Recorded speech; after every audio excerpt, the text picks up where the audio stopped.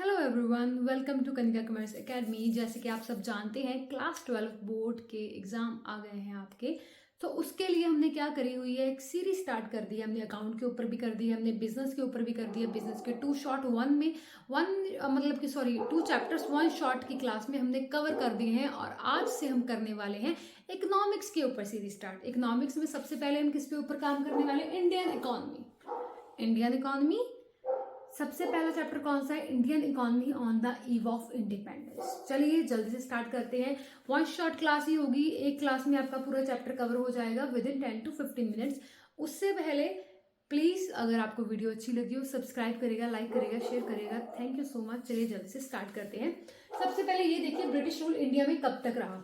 वो 23 जून 1757 को ब्रिटेन वाले क्या करे थे, ब्रिटिश वाले हमारे इंडिया में आए थे और हमें आज़ादी कब मिली थी? 15 अगस्त 1947 को। मतलब इनका टाइम पीरियड कब से कब तक था? 23 जून 1757 से लेकर 15 अगस्त 1947 तक का था। मेन पर्पस क्या था?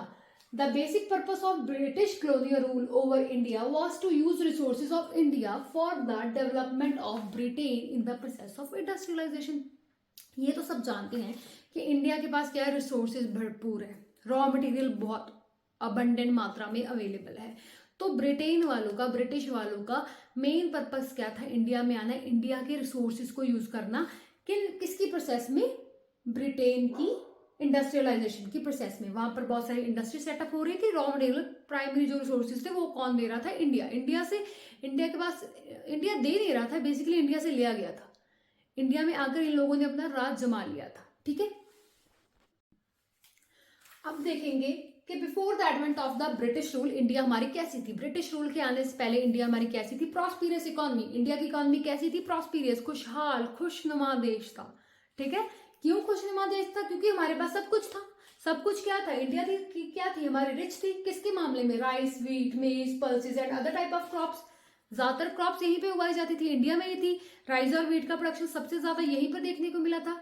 रेवोल्यूशन ऑफ क्रॉप सुना है ना आपने? हरी क्रांति, ग्रीन रेवोल्यूशन। एग्रेरियन इकोनॉमी थी, मतलब हम ज्यादा से ज्यादा क्या करते थे? एग्रीकल्चर करते थे, क्रॉप्स उगाते थे, एग्रीकल्चर पर डिपेंड थे। एग्रीकल्चर सेक्टर बहुत ज्यादा था। वेल नॉन हैंडीक्राफ्ट इंडस्ट्रीज, ये जो हैंडीक्राफ्ट होता है, हाथ से काम किया जाता है, सिलाई, कढ़ाई, बुनाई, सिलना, ये सारी चीजें सबसे पहले कहाँ देखने को मिली? इंडिया में। इंडिया फेमस थी हैंडीक्राफ्ट इंडस्ट्री के लिए। ठीक है, चलिए अब हम देखेंगे state of Indian economics, different sector on the eve of independence. Independence के टाइम पे, on the eve of independence के टाइम पे हमारे जो इकोनॉमी के डिफरेंट डिफरेंट सेक्टर हैं, उनकी कंडीशन क्या थी, हम वो देखेंगे। इनमें हम 6 चीजें कवर करेंगे। पहला आ जाता है हमारा agriculture sector, second industrial sector, third Indian foreign trade, fourth demographic conditions, fifth occupational structure and last one is your economic and social infrastructure. इन 6 के 6 सेक्टर्स को हम क्या करेंगे, थोड़ा डिटेल में डिस्कस करेंगे। चलिए सबसे पहले डिस्कस करते हैं हमारा एग्रीकल्चर सेक्टर। एग्रीकल्चर में कौन सा सिस्टम चल रहा था? Land settlement system. ठीक है, जो ब्रिटिश वाले थे वो, उन्होंने अब जो जमींदार थे उनको बोल दिया था कि हम आपसे इतना कर वसूल करेंगे। ठीक है, इतना कर वसूल करेंगे। तो ठीक है, वो अपना कर निकालने के लिए क्या करते थे? जो किसान होते थे, जो मजदूर होते थे, उनसे बहुत ज्यादा काम लेते थे और उनके बदले में उनको उतना पैसा देते भी नहीं थे। जितना काम ले रहे हैं उसके बदले में उतना पैसा नहीं ले रहे हैं। ठीक है, उनका काम सॉर्टेड था कि उन्होंने आगे मजदूर, आगे किसान रख लिए थे फसलों के लिए, क्रॉप्स के लिए, बट उनको उतना पे नहीं किया जाता था। उनको बहुत थोड़ा सा चीज पे कर कर बाकी वो गवर्नमेंट को दे रहे थे और बाकी अपना रख रहे थे। ठीक है, मतलब ये सिस्टम चल रहा था। सेकंड आ जाता है लो प्रोडक्टिविटी। लो प्रोडक्टिविटी थी, इतना ज्यादा नॉलेज ही नहीं था कैसे करना है सब कुछ। इतने ज्यादा जो हमें रिक्वायरमेंट होती है like raw material and all की, जो हमारे पेस्टिसाइड या कुछ भी नॉलेज नहीं था उनको को कैसे उगाना है, तो प्रोडक्टिविटी क्या थी? लो थी। थर्ड आ जाता है कमर्शियलाइजेशन ऑफ एग्रीकल्चर। ब्रिटिश ने क्या बोला? ज्यादा से ज्यादा किस चीज को प्रमोट किया? कमर्शियलाइजेशन को। 2 तरह की क्रॉप्स होती थी, food crops and your cash crop. Food crops basically आप अपनी जो जरूरतें हैं उनको फुलफिल करने के लिए उगा रहे हैं। कैश क्रॉप मतलब आप बाहर जाकर बेच रहे हैं और उनके बदले में आपको क्या मिल रहा है? कैश। आप कैश कमाने के लिए, पैसा कमाने के लिए वो चीज कर रहे हैं। तो कमर्शियलाइजेशन आया, ब्रिटिश वालों ने प्रमोट क्या किया? फूड क्रॉप्स को ग्रो ना कर हम किन क्रॉप्स को ग्रो करें? कैश को, ताकि हमारे पास क्या आ सके? ज्यादा से ज्यादा पैसा आ सके। और वो पैसे का फायदा किसानों को तो नहीं होता था, या तो फिर गवर्नमेंट को हो रहा था या फिर जमींदारों को हो रहा था।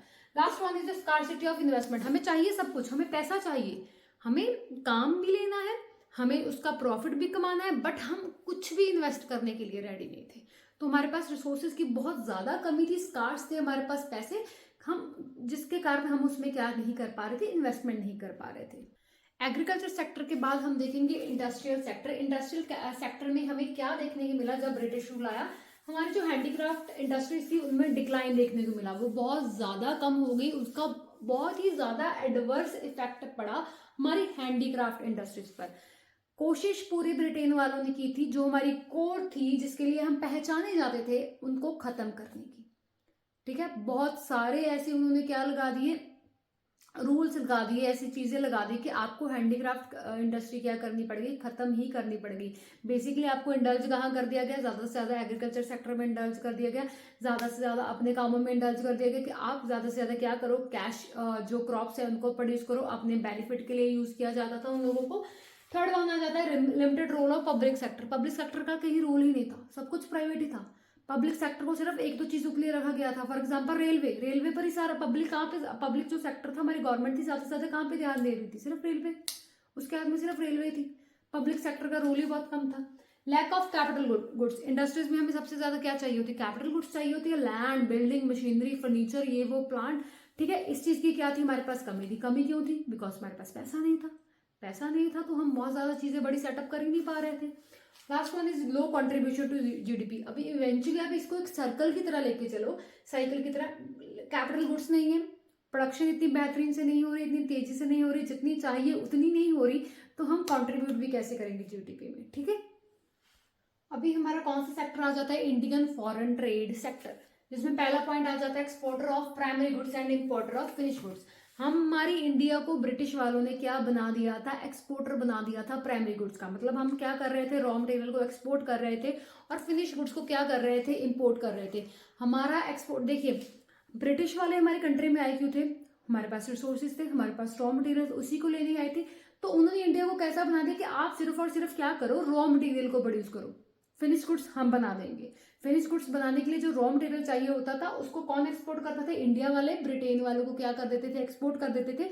और जब ब्रिटेन वाले बनाते थे तो उनको क्या करते थे, हम लोग इंपोर्ट कर लेते थे। ठीक है, फिनिश गुड्स, मतलब हमें फिनिश गुड्स बनानी नहीं आती थी, हम सिर्फ अपने रिसोर्सेज को क्या करते थे, एक्सपोर्ट करते थे।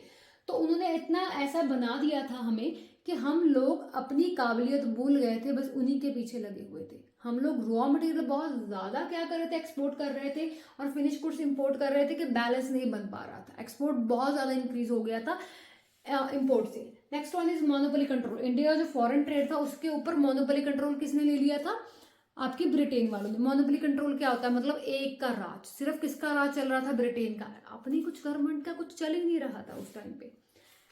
Drain export surplus during British rule. अभी जो हम इंपोर्ट एक्सपोर्ट कर रहे हैं, एक्सपोर्ट करने से जो हमें सरप्लस मिल रहा था, फायदा मिल रहा था, वो भी हमारा नहीं हो पा रहा था। उसको भी कौन यूज कर रहा था, गवर्नमेंट, हमारी ब्रिटेन, हमारे जो गवर्नमेंट, उसका जो ब्रिटेन वालों की गवर्नमेंट है, ब्रिटिश रूल वाले हैं, वो ही क्या कर रहे थे, उस सरप्लस को क्या कर रहे थे, निकाल के हमारे देश से वो ही लेके जा रहे थे। बेसिकली सब कुछ उनका, हमारे रिसोर्सेज भी उनके, उनसे होने वाली कमाई भी उनकी। ठीक है, चलिए हमारा फोर्थ सेक्टर कौन सा आ जाता है, हमारा डेमोग्राफिक कंडीशंस क्या थी जब इंडिया में क्या था, ब्रिटिश रूल चल रहा था। High birth rate and death rate. Birth rate और डेथ रेट दोनों ही बहुत ज्यादा थे, जितने मतलब कि हमारी पॉपुलेशन इंक्रीज होने का कारण भी यही था कि लोगों में अनपढ़ता थी, हमें पता ही नहीं था कितना करना है कितना नहीं करना। हम अपने फ्री टाइम को यूटिलाइज कर रहे थे इन सारी बेवकूफ चीजों के लिए, जिसकी वजह से हाई बर्थ रेट था। हाई डेथ रेट क्यों था, नॉलेज ही नहीं थी, अभी पैदा कर तो लिए हैं, उनको संभाले कैसे। ठीक है, उनकी हेल्थ का कैसे ध्यान रखें, उनको कैसे न्यूट्रिशन दे, तो डेथ रेट भी क्या थी, बहुत ज्यादा थी। मेडिकल फैसिलिटीज बहुत ज्यादा नहीं थी हमारे पास। ठीक है, लो लिटरेसी रेट, पढ़ाई लिखाई का नाम ही नहीं था, अगर थी तो बहुत ही कम थी, कुछ इलाकों में थी। ठीक है, लिटरेसी रेट बहुत कम था। लो लाइफ एक्सपेक्टेंसी। लो लाइफ एक्सपेक्टेंसी का मतलब क्या है, हमारी जो जीने की जो उम्र है वो इतनी ज्यादा नहीं थी, 60 65 70 75 से ऊपर नहीं थी, कोई जीता ही नहीं था, तब मर जाते थे। क्यों, अच्छा प्रॉपर न्यूट्रिशनल फूड नहीं मिल रहा, मेडिकल सर्विस नहीं मिल रही, बहुत सारी चीजें हो सकती हैं। ठीक है, last one is high infant mortality rate. जो एक साल मतलब जो जन्म से लेकर एक साल तक के बच्चे होते हैं, उनकी जो डेथ रेट था वो बहुत ज्यादा इंक्रीज था, तब स्पेशली 240 से ऊपर जा रहा था। बहुत ज्यादा चीजें डिस्ट्रॉय हो रही थी, हमारी डेमोग्राफिक कंडीशन बहुत ज़्यादा वर्स्ट थी at the time of the on the eve of the independence. भाई on the eve of independence जो हमारा ऑक्यूपेशनल स्ट्रक्चर था, मतलब हमारी इकॉनमी में 3 ही तरह के सेक्टर पाए जाते हैं, primary sector, secondary sector and tertiary sector. So हमारा सबसे ज्यादा ऑक्यूपेशन किस में देखने को मिल रहा था? प्राइमरी सेक्टर, क्योंकि प्राइमरी सेक्टर में हमारा क्या आ जाता है? एग्रीकल्चर सेक्टर आ जाता है। तभी हमारी इंडिया डिपेंड ही किस पे थी? हमारे एग्रीकल्चर पे थी। तो ठीक है, प्राइमरी सेक्टर में कंट्रीब्यूशन कितना था? 72.7% लोग ऑक्यूपेशन में इन्वॉल्व थे।